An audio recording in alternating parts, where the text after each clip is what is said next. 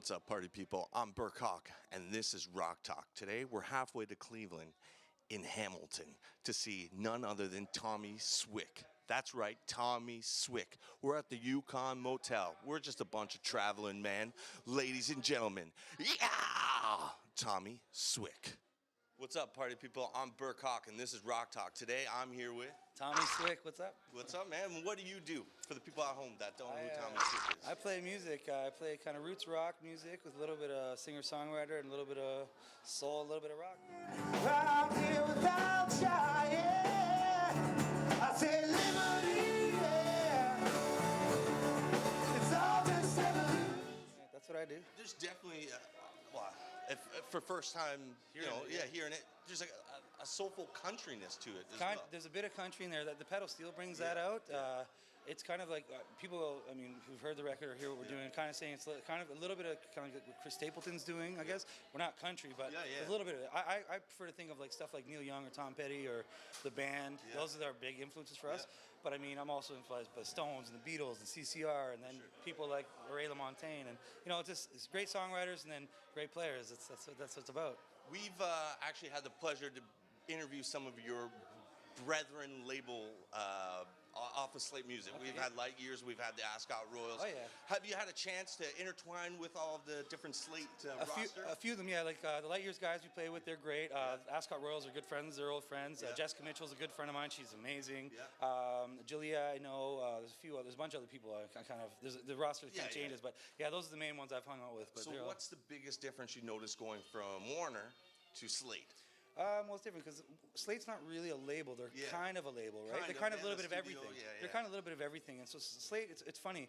They're smaller, but with Gary and his history and everything, his family's history, they have as much power as a label. They have as much pull as a label, but they don't have necessarily the infrastructure of a label. So there's pros and cons to all of it, right? But Slate have always been good. They've been friends of mine since I started with Warner Brothers, through everything I've been through. They've always been stuck by me, and now when they took me on for this project, they just said, really, we want to let you do what you do and try and find a way to let you be happy making music that you think you should be making. And they've been great for it, So after you won your Juno, you had not a minor setback, you had a major setback.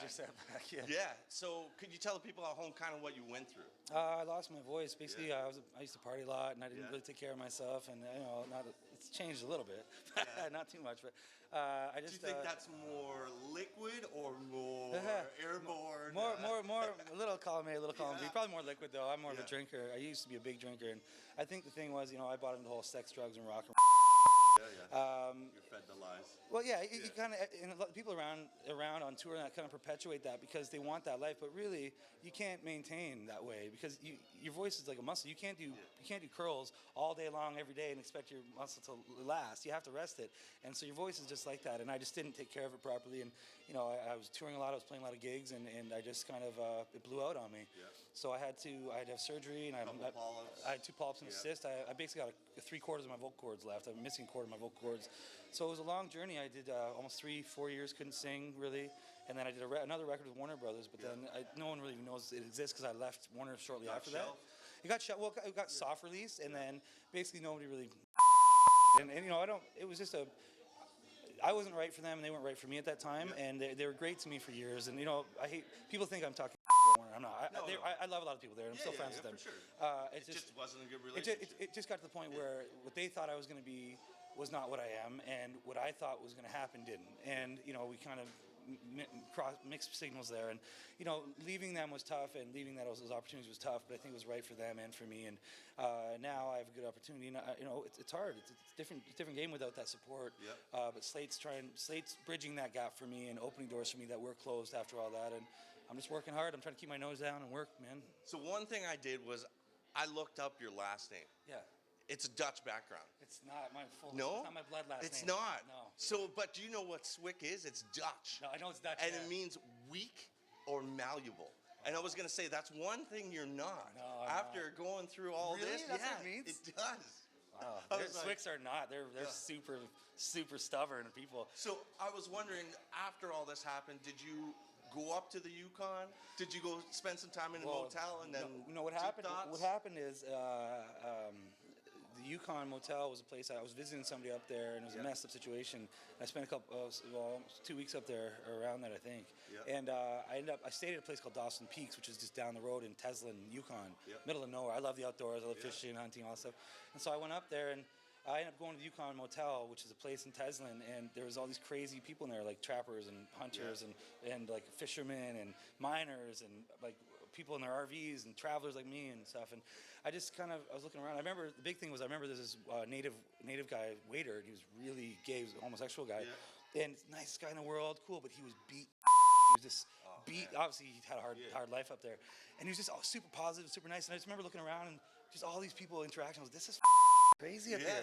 And so the first line, I went back to my room, and I was having some troubles with the person I was visiting up there, and I kind of thought of my room as a cell at that point. I was just smoking, and I was sitting in my bathtub, and I looked, and there were these stars there, and then there's hooks for hanging fish, so you clean your fish. And I said, there's stars on linoleum and hooks in my cell. There's crazies and characters at the Yukon Motel. And that's how that came about. And that song stuck with me for over the years. And when this record came about, and we were doing a bit more roots rock stuff, it's not country, but a bit of it. It's a bit of country in there. I realized that was a good platform for us to build around, was the Yukon Motel, and that's how it came from. This record's called the Yukon Motel. We're gonna play a few songs from it.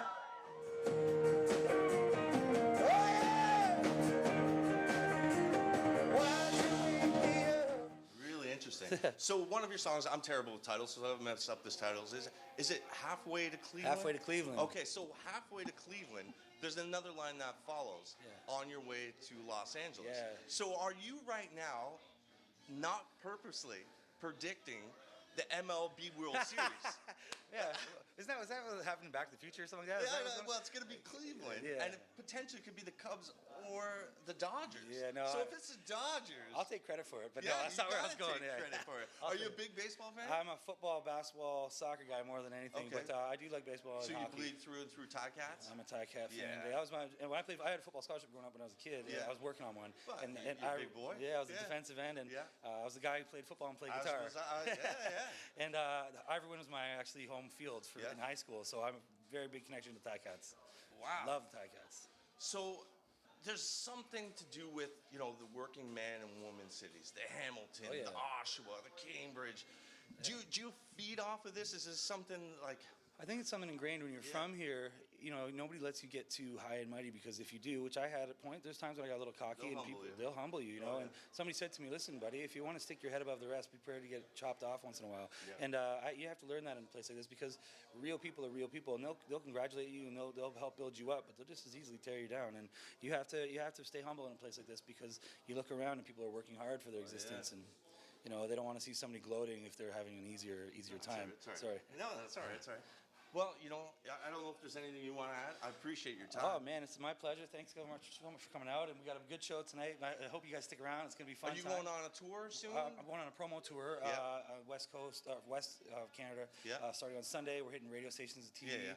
Coming back, and then there's a couple tours. I can't really say what they are, but a couple tours we're talking about right now, hoping to get on. Really good ones. And, any there's nothing I can give you. They're Canadian, and they're really good. Both of the bands that they've been talking to us about possibly getting on are really good and really, really awesome bands. So, well, I don't know what I'll tell you off camera. Yeah. I don't know what your opinion about this is, but I think Canada's got a really strong singer-songwriter, up and coming, like yourself, Andy Schaaf. There's tons. Yeah. There's absolutely tons. Canada's chock full of music, and it's just funny because we kind of always have this self-deprecating thing where we're not good enough. It's crazy.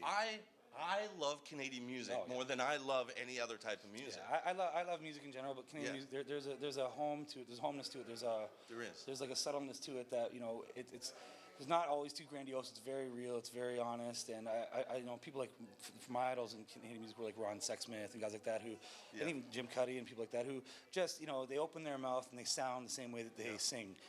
They're just talking. They're telling stories.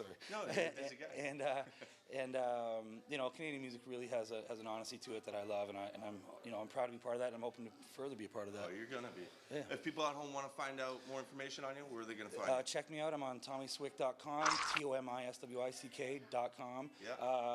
I'm on Facebook. I'm on Twitter. Google Google me. I'll be the big ginger. Come out to a show. We're gonna be playing. My band is ready to rock, and grab a CD, grab a pint. Yeah, we got vinyl coming too, and it's gonna be a good year, I think. So come on, jump on board with us. It's just fun. Awesome, man. Thanks. Thank you. Thank you. Peace out, party people.